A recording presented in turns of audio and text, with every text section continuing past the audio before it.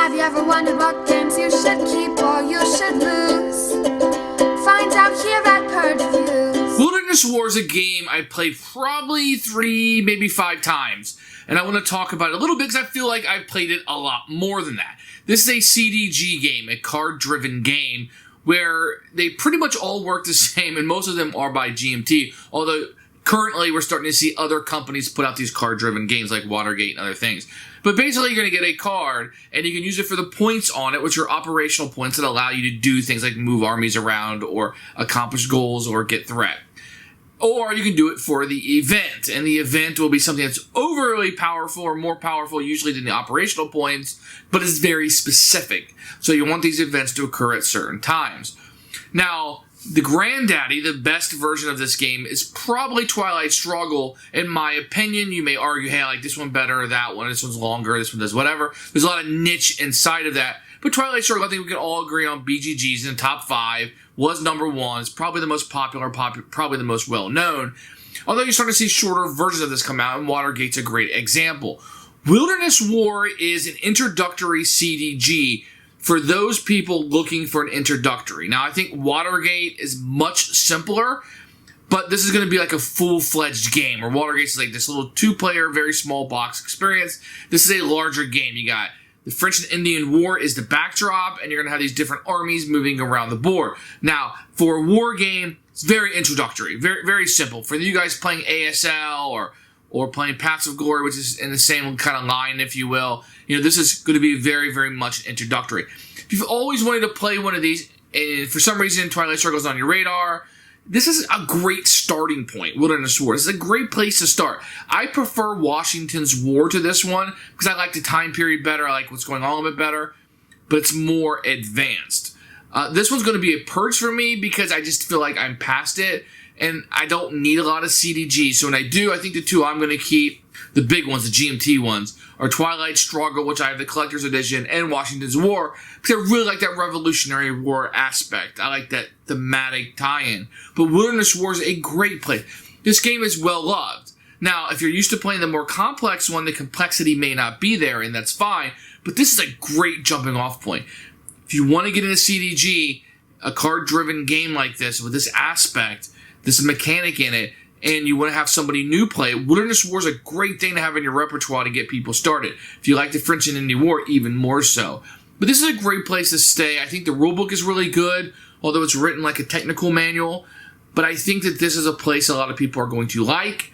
While it's a Purge for me, it's still a recommendation. So sometimes it gets lost when I'm keeping and purging. I may keep a game because it fits into my collection. It's not as good as something that I purge because maybe there's other options for me. This is really about my collection. So while I still recommend this game, highly in fact, it will be a Purge. Wilderness War, the French-Indian War from GMT Games. This is the 3rd edition. For anybody looking at that, you can see, not the best striking cover that I've seen, but not a bad one either. You can kind of see them hiding in the woods, coming forth, so it's kind of neat in that regard. When you open it up, you're going to get a playbook. This will give you the rules of the game and some scenarios. You're also going to get some player aids that will come with it. So you have the charts and unit abilities, etc. There's one for each player. This is a 2-player only game. Then you're going to have a board, which we'll take a look at in a second. And then you'll have like a little bit of an custom insert in here, a little bit that it has artwork on it. You're going to get cards that will be included. If you played any of these CDGs before, these cards are going to be very similar. They have a nice little film over them. You can see the number inside of it, who they're for, and the events, and a little bit about the pictures. You're probably not buying this for the artwork, or the artwork is probably just free clip art, if you will. You're going to get some dice with this, some regular dice, one of each color, and these little tiles that you're going to get. These things are these little chits are very, very small. You war gamers are probably used to this. Your leader's going to be a little bit taller. You played Washington War, very similar. These are a little tiny for me. I'm not used to little stuff like this that is that tiny. Let's take a look at the board. So this one, you're not going to get a paper mat. You're actually going to get a mounted board. You board gamers will be like, well, don't we always? Yes, but when it comes to war games and GMT games, that is not always the case. You want to be careful if you're new to this, because sometimes you will end up with a paper map. Up here, you're going to have the years, and you can see the turn up here. All this area to play with. You're going to have some stuff down here, some charts over there. So it's kind of a longer board. You're going to have the VP track over here. A little bit longer. It's a very, very big, very nice board.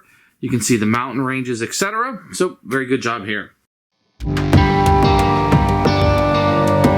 a look at the rules that come with it. You're going to have a table of contents on the front. Your normal GMT kind of war game books, 1.0, 3.0, 3.2, etc. It's going to be all black and white, no colors, and not a lot of examples in here.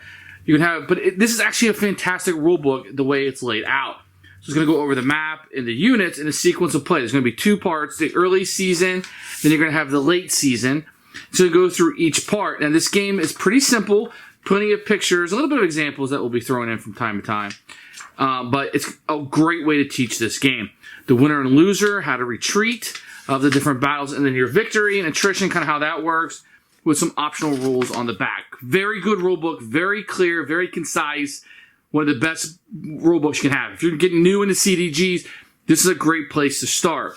Each player will get a player aid that will have a lot of the necessary information. This thing is worth its weight in gold. And it's a little bit nicer paper. It's not exactly cardboard, but it's nicer than, say, the paper that this is printed on.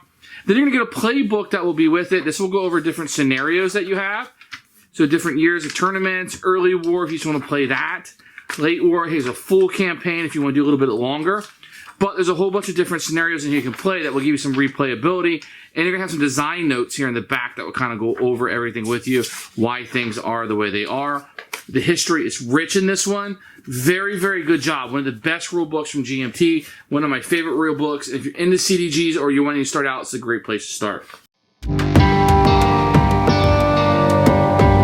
I'm going to discuss a little bit about the flow of play a little bit. I'm not going to teach you how to play this game. I don't feel like I am qualified for that, but I am going to show you a little bit. So the main mechanic is people are going to get these cards in their hand, and when you're able to play those. The cards will be kind of both colors if they're kind of neutral or help both people, or one color or the other if they're more centered for that. You can also see an icon over here. So when you play a card, you can always play it for the event. So activate any 2 leaders and their forces, select and complete all action by one before the other. No one may move more than once. Both may be naval. Or place one friendly militia unit into a friendly militia box or restore 2 to full strength, etc.